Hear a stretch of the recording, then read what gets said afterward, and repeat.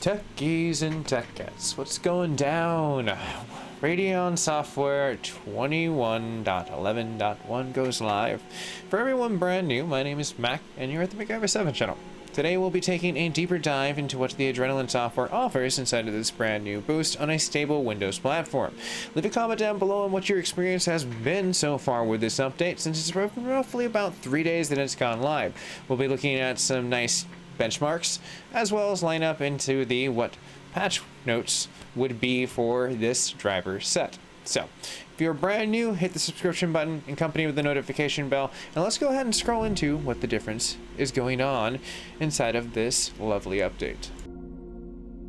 Now, with taking a look at the scores just first straight out the gate, because I wanted to size these up for the community members, I changed out my fan sets in my original Founders Edition Radeon 7. One of the fans went dead. I found an outlet. I'm going to be making a follow-up video for a lot of people, and it really does bring life back to your graphics card. It's insane. If you've had it for about a year or two, what dust can do and the degradation of that. But that's a whole other subject later on. Stay tuned for that. Definitely hit that subscription bell and notification in order to get that future content. But as we look at this, the newer driver is on the right. The older driver is on the left. So we're looking at the 21.10.3 versus the 21.11.1. And with performance, it doesn't come in that bad.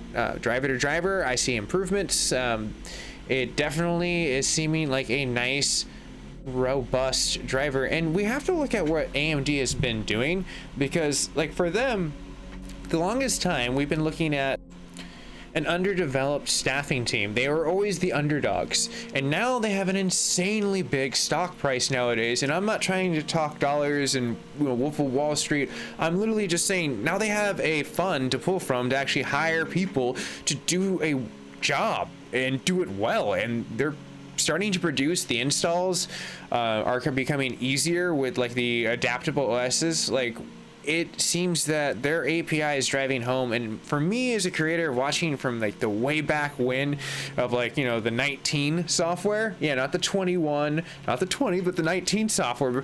And I'm pretty sure there's others that are like, well, I came back from the older school days. And that's cool. You leave your experience and what you have had happen and seen throughout the years. But from my experience, I came from this diamond in the rough. It was like coal, and now we actually see the diamond. It's kind of cool.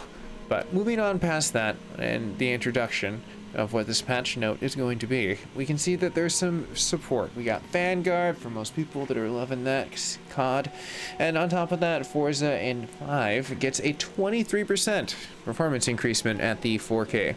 As far as the Radeon software goes, you can see that that's going to help out the 6800 XT series. So they're sizing it up versus the 21.10.2, which is very interesting, which furthers my hypothesis, if you watch the last update, that the 21.10.3 was a specific Guardians of the Galaxy driver. So if you're having issues with Guardians of the Galaxy and you want that performance back, roll back. It's clean install. Watch the GDU at the very end of this. I also have a really cool NFT game for most people that are looking for a very casual way to cast in a nice little snag of the future.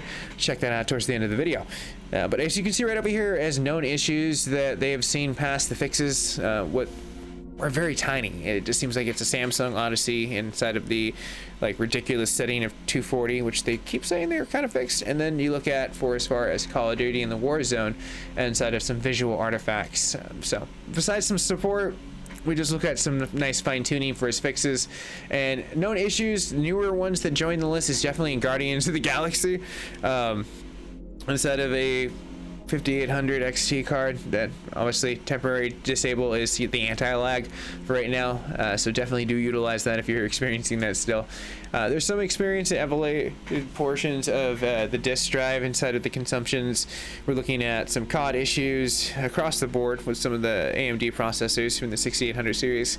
PUBG makes the list for multiple displays, and there are some like nice little workarounds with an Alt-R in the keyboard and shortcuts, and then the enhanced portion around the black screen that occurs every so often, and that would just be your sync that you want to disable for the enhanced portion. Radeon performs in metrics inside of logging and features, and you can see some elevated clock memory idles, but it's not that bad, honestly. This list used to be crazy, and you know, Forza always used to be on there for elements, and you know, it's just typical AMD days. But they're getting down to ironing out a lot of the list. But let's go ahead and see what our scores are past the DirectX 12 in the 4K department. As we take a look up above, we can see that there's two scores that we zoom directly into, and we can take a look at for as far as the one on the right being the new and the one on the left being the old. And coming down to these scores, you can see on the scoring just the graphics score, not the combined score on the top, which is nice and elevated. I love how 3D Mark's just like, bam, here's your combined score. I'm like, dude, just tell me what the graphics score is. That's what I kind of care about. You know, like CPU, if you made those really big and bold, I would love it.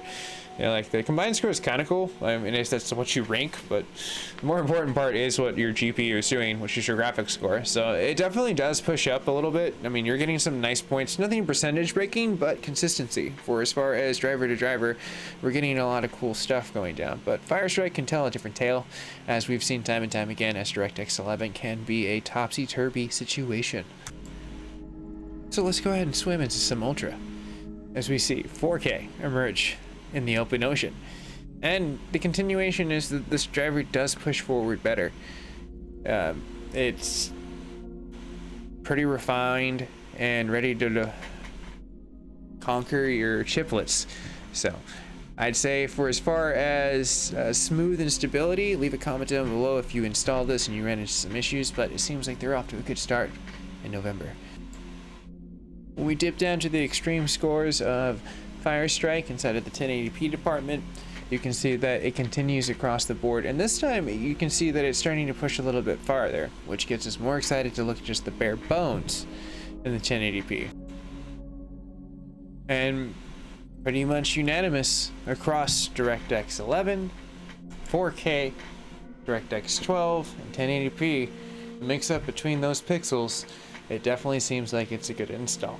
So leave a comment down below. I'm excited to hear what the community members have to show, as among new people that are joining, which reminds me, I'm going to remind you one more time, you should subscribe, absolutely free, helps me out as a creator, and if you do today, who knows, maybe one day Lisa Sue will send me some cool swag like Ubisoft did.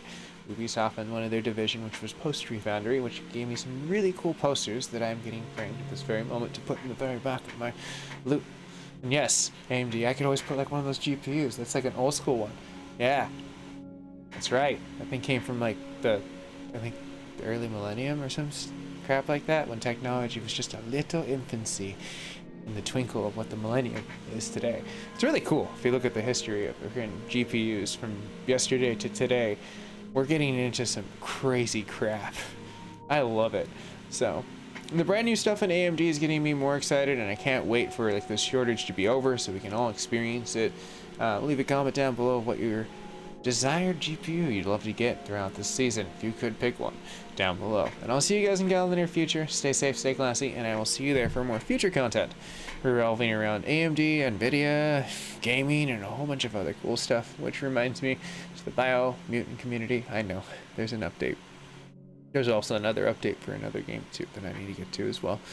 My life is always movement and pixels, so stay tuned to find out what's next.